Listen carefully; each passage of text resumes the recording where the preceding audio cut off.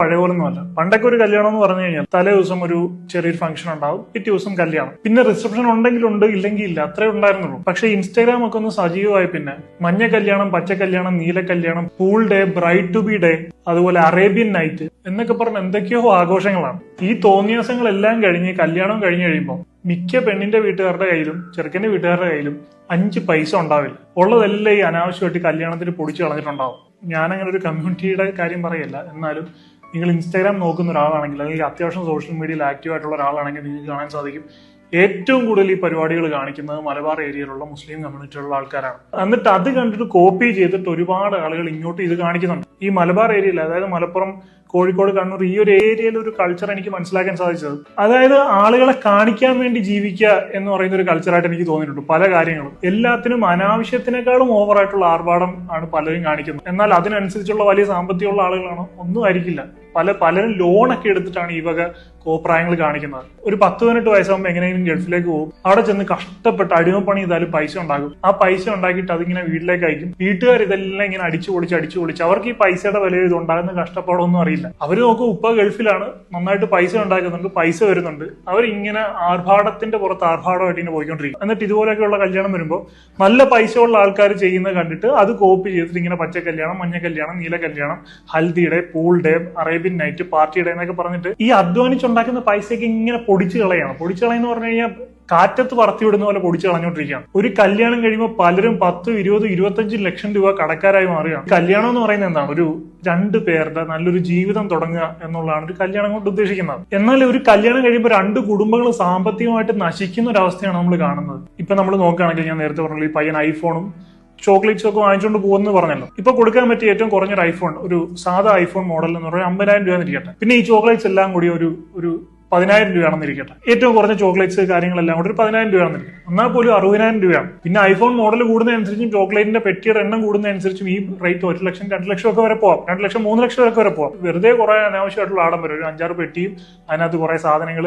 നല്ല പൈസ ഉള്ള ആളുകൾക്ക് ഈ 2 ലക്ഷം, 3 ലക്ഷം എന്ന് പറയുന്നത് അവർക്ക് നിസ്സാരമായിട്ടുള്ള പൈസയാണ്. അതുകൊണ്ട് അവരെന്തെങ്കിലും കാണിക്കട്ടെ. ഇത് കണ്ടിട്ട് സാധാരണ വീട്ടിലെ പയ്യന് കല്യാണം കഴിക്കാൻ പറ്റാത്ത അവസ്ഥയാണ്. നിങ്ങൾ തന്നെ ആലോചിക്കും, നിങ്ങളുടെ ഇടയിൽ എത്ര പേർക്ക്, ഒരു 25 വയസ്സിനിടയിൽ പ്രായമുള്ള ആളുകൾക്ക് ഒരു 3 ലക്ഷം രൂപയിൽ കൂടുതൽ സേവിങ്സ് ഉണ്ട്? ബാങ്കിൽ ഒരു 3 ലക്ഷം രൂപ കൂടുതൽ സേവിങ്സ് ഉണ്ട്. ഞാൻ പറയുന്നു 90% ആളുകൾക്കും കാണില്ല. 90% ആൺകുട്ടികളും ജീവിക്കുന്നത് പേ ചെക്ക് ടു പേ ചെക്ക് ആണ്. അവരൊക്കെ ഒരു ജോലിക്ക് കയറി സമ്പാദ്യം ഉണ്ടാക്കി തുടങ്ങിയിട്ടേ ഉണ്ടാവുള്ളൂ. ഈ ഒരു ഏജ് ഗ്രൂപ്പിൽ അവർക്ക് കിട്ടുന്ന ഒരു സാലറി സ്കെയിൽ എന്ന് പറയുന്ന ഒരു 25,000 രൂപയൊക്കെ ആയിരിക്കും. ഈ കിട്ടുന്ന 25,000 അവർക്ക് ഒരു മാസം കഴിഞ്ഞു കൂടാൻ തികയില്ല എന്നുള്ളതാണ് ഏറ്റവും വലിയൊരു സത്യം എന്ന് പറയുന്നത്. അപ്പൊ അതുകൊണ്ട് എങ്ങനെയെങ്കിലും ഒക്കെ ഒന്ന് തട്ടിയും മുട്ടിയും ജീവിച്ചു പോകുന്ന ആളുകളാണ് ഈ ആൺകുട്ടികളെന്ന് പറയുന്നത്. ബേസിക് ആയിട്ടുള്ള കല്യാണത്തിന്റെ ചെലവിനായിട്ടുള്ള ലോൺ എടുക്കുന്ന ആളുകളും ഉണ്ട്. അപ്പൊ അങ്ങനെയുള്ള ആൺകുട്ടികൾക്ക് വലിയൊരു ബേർഡൻ ആണ് ഇങ്ങനെയുള്ള ഈ കുറെ ധൂർത്ത് പരിപാടികൾ എന്ന് പറയുന്നത്. ഈ നല്ല പൈസയുള്ള ആൾക്കാർ കാണിക്കുന്ന കണ്ടിട്ട് ഇപ്പം സാധാരണ പെൺകുട്ടികൾക്കും അങ്ങനെയുള്ള ഡിമാൻഡാണ്.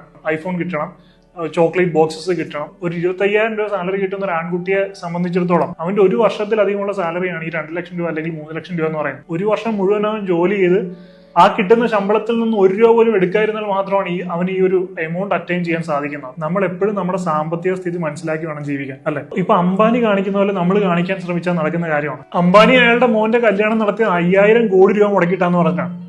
അപ്പൊ നമ്മൾ ഇരിക്കും, അംബാനിക്ക് എന്തൊരു ആർഭാണമാണ് ചെയ്യുന്നത്, 5,000 കോടി രൂപ മുടക്കിയിട്ട് മകന്റെ കല്യാണം നടത്തുക. പക്ഷെ നമ്മൾ നോക്കുകയാണെങ്കിൽ അംബാനിയുടെ ടോട്ടൽ വർത്തിന്റെ 0.5% ആണ് അയാളുടെ മോന്റെ കല്യാണത്തിന് വേണ്ടി മുടക്കിയത്. അപ്പൊ നമ്മളൊക്കെ എന്ത് ധൂർത്താണ് കാണിക്കുന്നത് ആലോചിച്ച് നോക്കി. ഇപ്പൊ 50 ലക്ഷം രൂപ ടോട്ടൽ നെറ്റ്വർത്ത് ഉള്ള ഒരാളും അയാളുടെ മകന്റെയോ മകളുടെയോ വിവാഹം നടത്തുന്നത്. മകന്റെ വിവാഹമാണെങ്കിൽ ബേസിക് ആയിട്ടുള്ള ഒരു 5 ലക്ഷം രൂപ ചെലവാകും. ഈ 5 ലക്ഷം രൂപ എന്ന് പറയുന്നത് അയാളുടെ ടോട്ടൽ വർത്തിന്റെ 10%.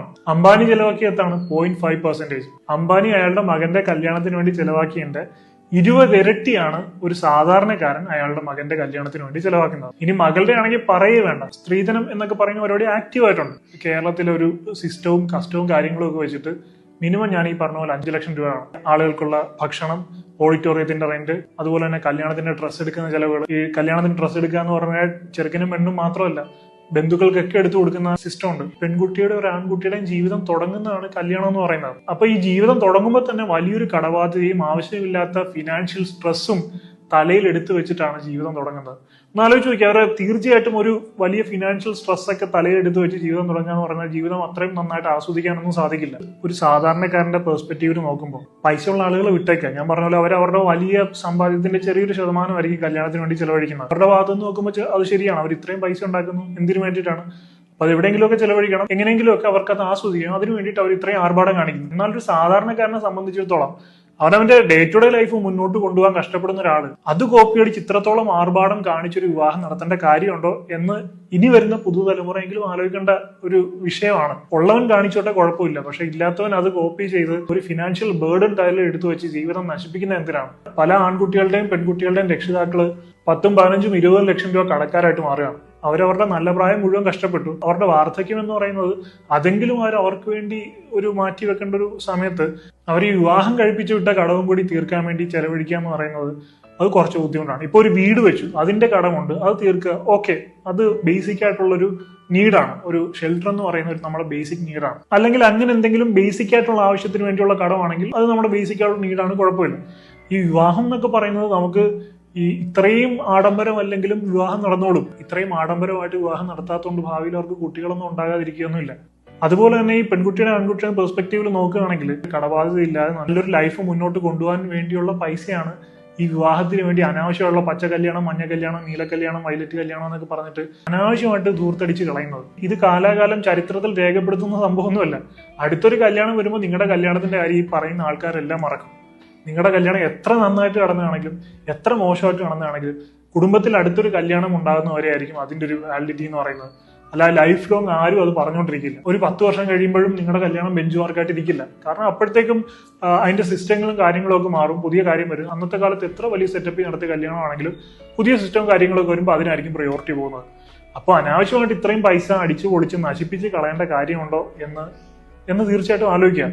നമ്മുടെ ജീവിതം നല്ല രീതിയിൽ മുന്നോട്ട് കൊണ്ടുപോകാനായിട്ട് നമുക്ക് ആ പൈസ ഉപയോഗിക്കാം. ബേസിക് ആയിട്ട് ഡീസെന്റ് ആയിട്ട് കല്യാണം നടത്തുക, അനാവശ്യമായിട്ടുള്ള ഈ പച്ച, മഞ്ഞ, നീല കല്യാണം എന്നൊക്കെ പറഞ്ഞ അനാവശ്യമായിട്ടുള്ള ഒരാഴ്ച നീണ്ടേക്കുന്ന ഒരു മാരത്തോൺ ഫെസ്റ്റിവലൊക്കെ ഒഴിവാക്കിയിട്ട് അതേസമയം ഈ അനാവശ്യമായിട്ടുള്ള കാര്യങ്ങൾ ഒഴിവാക്കി അത് സേവ് ചെയ്ത് വെക്കുകയാണെങ്കിൽ അവരുടെ ജീവിതം തുടങ്ങുമ്പോൾ അതിന് പ്രധാനപ്പെട്ട കാര്യങ്ങൾക്ക് വേണ്ടിയിട്ട് അവർക്ക് ചെലവഴിക്കാം. ആ ന്യൂലി മാരീഡ് കപ്പിൾസിന് ഒരു ലോങ് ട്രിപ്പ് പോവാം, അവർ തമ്മിലുള്ള ബോണ്ട് കൂട്ടാനും അവർ തമ്മിലുള്ള അണ്ടർസ്റ്റാൻഡിങ് വർദ്ധിപ്പിക്കാനും അതൊക്കെ വളരെ ഹെൽപ്ഫുൾ ആയിരിക്കും. തീർച്ചയായിട്ടും അത് വർത്ത് ഇൻവെസ്റ്റിംഗ് ആണ്. അതേസമയം നിങ്ങളൊന്ന് ആലോചിക്കും, പലതരത്തിലുള്ള ഇത്രയും ആഡംബരമായിട്ട് ലക്ഷങ്ങൾ പൊടിച്ചു കളഞ്ഞ് കല്യാണം കഴിഞ്ഞിട്ട് 1 മാസം പോലും തികയ്ക്കാതെ ഡൈവോഴ്സ് ആവുന്ന ഒരുപാട് പേരുണ്ട്. ഇപ്പൊ നിങ്ങൾ പല മാട്രിമോണി സൈറ്റും തന്നെ നോക്കുകയാണെങ്കിൽ നിക്കാഹ് ഡിവോഴ്സ് എന്ന് പറഞ്ഞാൽ നിങ്ങൾക്ക് വളരെയധികം പ്രൊഫൈൽസ് കാണാം. അതിൽ ഏറ്റവും കൂടുതൽ മലബാർ സൈഡിൽ നിന്ന് തന്നെയാണ് കണ്ടിട്ടുള്ളത്. അപ്പൊ കല്യാണം ആഡംബരമായിട്ട് നടത്തുക എന്നുള്ളതല്ല, അവരുമായിട്ട് നല്ലൊരു ലൈഫ് ജേണി ബിൽഡ് ചെയ്യാൻ ശ്രമിക്കുക, അതിനൊക്കെ വേണ്ടിയിട്ടാണ് പരിശ്രമിക്കേണ്ടത്. അല്ല ഇത്രയും ആഡംബരം കാണിച്ച് നാട്ടുകാരെ ബോധിപ്പിച്ച് കുറെ പൈസ പൊടിച്ച് കളഞ്ഞ് കല്യാണം കഴിഞ്ഞിട്ട് ഇവര് തമ്മിൽ ഒരു മാച്ചും ഇല്ല, ദിവസവും അടിയാണെങ്കിൽ നരകതുല്യമായിട്ടുള്ള ഒരു ജീവിതമായിരിക്കും. ഇപ്പൊ നിങ്ങൾ തന്നെ കാണുന്നുണ്ട്,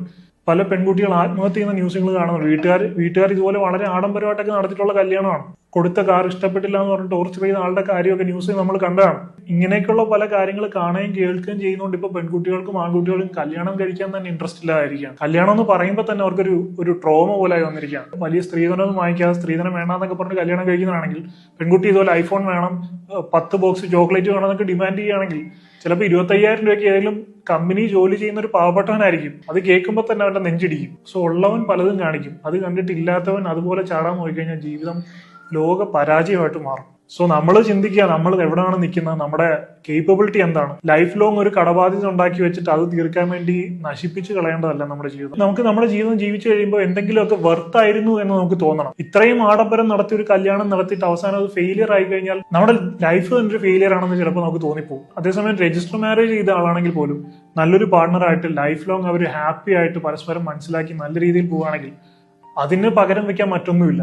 പിന്നെ പെർസ്പെക്റ്റീവ് ഓഫ് മാരീഡ് ലൈഫ്, ആ ഒരു മാരീഡ് ലൈഫിന്റെ പെർസ്പെക്റ്റീവിൽ നോക്കുമ്പോൾ കഴിഞ്ഞ കുറെ നാളുകളായിട്ട് ഇതുപോലുള്ള ഒരുപാട് റീലുകളും കാര്യങ്ങളും ഞാൻ കാണുന്നുണ്ട്. ഇങ്ങനെ ചോക്ലേറ്റ് കൊടുക്കുക, ഐഫോൺ കൊടുക്കുക, പച്ച കല്യാണം നടത്തുക, ഹൽദി ഡേ നടത്തുക, പൂൾ പാർട്ടി നടത്തുക, അറേബ്യൻ നൈറ്റ് നടത്തുക. പേഴ്സണലി എനിക്കിതൊന്നും യാതൊരു തരത്തിലുള്ള താല്പര്യമില്ല. പക്ഷെ ഞാൻ അൺമാരീഡ് ആണ്, ഞാൻ കല്യാണം കഴിച്ചിട്ടില്ല, എനിക്ക് കല്യാണം നോക്കുന്നുണ്ട്. അപ്പൊ നാളെ ഞാൻ കല്യാണം കഴിക്കുമ്പോഴും ആ പെൺകുട്ടിയുടെ വീട്ടുകാർ അവരത് വേണമെന്ന് പറയുകയാണെങ്കിൽ എനിക്ക് നോ എന്ന് പറയാൻ പറ്റില്ല. കാരണം എന്റെ പൈസയല്ല.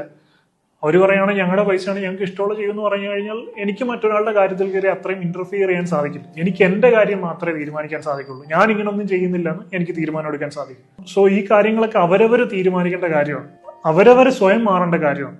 സോ അതൊക്കെ ഓരോരുത്തരുടെ പേഴ്സണൽ ചോയ്സസ് ആണ്. അപ്പൊ ഇനിയുള്ള നമ്മുടെ ഈ ജനറേഷനെങ്കിലും ഇതൊക്കെ മനസ്സിലാക്കി നമ്മുടെ ഫിനാൻഷ്യൽ കേപ്പബിലിറ്റിക്ക് മുകളിൽ നിൽക്കുന്ന ഈ അത്യാർഭാടകരമായിട്ടുള്ള അനാവശ്യ കാര്യങ്ങളൊക്കെ വേണ്ടാന്ന് വെച്ച് കഴിഞ്ഞാൽ തീർച്ചയായിട്ടും മുന്നോട്ടുള്ള ലൈഫിൽ അത് വളരെയധികം പ്രയോജനം ചെയ്യും. അപ്പൊ എന്തായാലും ഇത്രയെങ്കിലും പറയണമെന്ന് തോന്നി. കുറെ പേർക്കെങ്കിലും ഇത് കേട്ട് ഒന്ന് ചിന്തിക്കും എന്ന് ഞാൻ പ്രതീക്ഷിക്കുന്നു. കുറെ പേർക്കെങ്കിലും പ്രയോജനപ്പെടും എന്ന് ഞാൻ വിശ്വസിക്കുന്നു. I hope you find this video helpful. So if you like this video, please like, share and subscribe. And please don't forget to enable the bell button. I'll see you in my next video. I'm Adil Hussain signing off.